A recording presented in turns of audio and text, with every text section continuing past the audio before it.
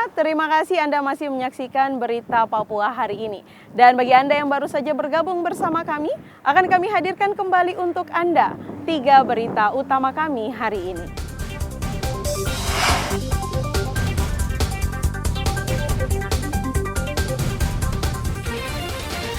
Komisi Pemberantasan Korupsi menyegel sebuah kantor perusahaan di Jayapura yang menunggak pajak kendaraan. Sepekan jelang Natal, harga daging sapi di Merauke mahal. Kampung Piala Dunia Dok 9 Jayapura berhasil juara 1 dalam kompetisi Kampung Pildun yang digelar MT Group.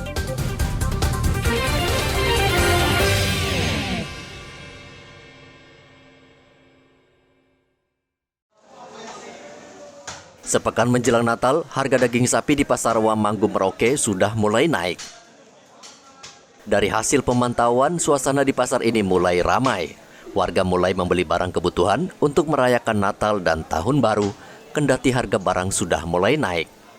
Daging sapi misalnya harganya kini mencapai Rp150.000 per kilogram, naik dari Rp130.000 per kilogram.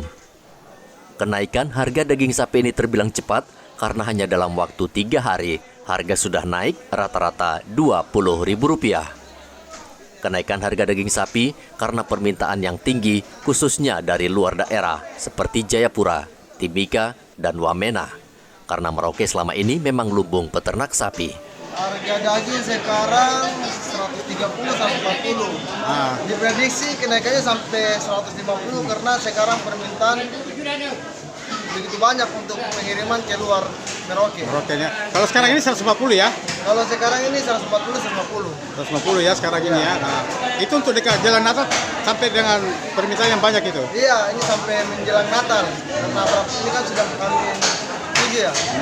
Memang harganya sudah begini. Amin 5 ya? Iya, Amin 5. Kendati permintaan tinggi, peternak sapi di Merauke umumnya tidak mau menjual sapi mereka karena saat ini tengah memasuki musim tanam padi. Muhammad Ridwan melaporkan dari Merauke, Papua Selatan.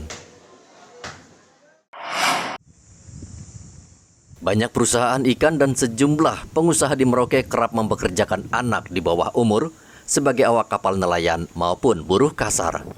Hal ini melanggar peraturan dan bisa dikenakan sanksi hukum. Komandan Satpol Airut Merauke Ibtu Prih Sutejo mengatakan pihaknya hingga kini belum menemukan lagi kasus tersebut. Namun ia mengingatkan agar perusahaan atau operator kapal nelayan tidak mempekerjakan anak-anak di bawah umur. Ada juga nelayan yang mempekerjakan ABK-nya itu yang masih di bawah umur. Nah, ini yang selalu kami tekankan kepada para nelayan pada saat setiap pada pertemuan supaya mereka tetap mengikuti aturan-aturan yang ada. Jadi pada saat mau berlayar juga kami himbau supaya masyarakat sebelum berlayar untuk mencari informasi tentang keadaan laut di BMKG. Polisi terus memantau perusahaan ikan dan meminta masyarakat turut membantu memberikan informasi jika mengetahui ada perusahaan yang mempekerjakan anak di bawah umur. Undang-Undang Ketenagakerjaan melarang perusahaan atau badan hukum mempekerjakan anak di bawah umur atau yang belum berusia 18 tahun. Sanksi cukup berat yakni penjara 1 hingga 4 tahun dan denda paling banyak Rp400 juta. Muhammad Ridwan melaporkan dari Merauke, Papua Selatan.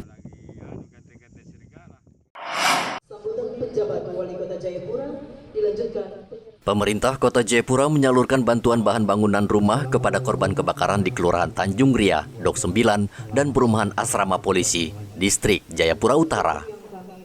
Bantuan diserahkan penjabat Wali Kota Jayapura Frans PK yang nilai keseluruhan mencapai Rp22 juta. Bantuan tersebut diberikan kepada 54 keluarga di Kelurahan Tanjung Ria, Dok 9, dan 50 kepala keluarga di Perumahan Asrama Polisi. Frans PK mengatakan bantuan ini merupakan komitmen pemerintah Kota Jayapura. Ia berharap para korban bisa membangun rumah mereka kembali dan bisa kembali beraktivitas normal.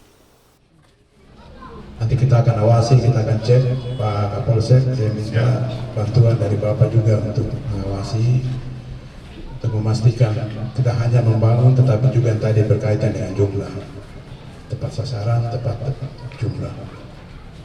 Lalu yang kedua kepada Bapak Ibu juga Saya minta membangun rumah tidak baku dempet.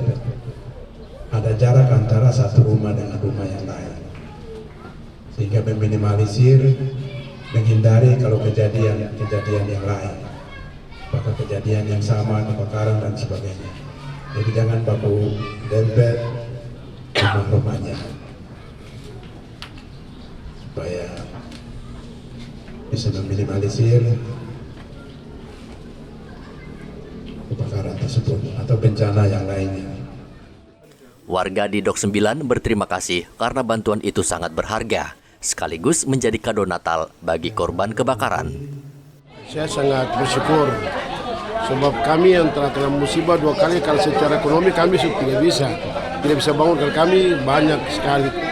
Tapi adanya bantuan yang diberikan dari pemerintah, dari Bapak Wali Kota, pejabat, dan sekretaris, kami sangat bersyukur bisa membantu kami. Mungkin di bulan Natal ini kami bisa bikin kami punya pondok-pondok buat kami tinggal untuk merayakan Natal. Itu yang kami sangat lihat ada positif sekali bagi kami. Kami tidak terlalu susah tapi bisa tertolong dari pemerintah setempat. Kebakaran Pasar Dok 9 terjadi 11 November lalu. Kebakaran disebabkan dari salah satu lapak penjual minyak tanah yang kemudian merambat dan membakar puluhan kios serta rumah warga.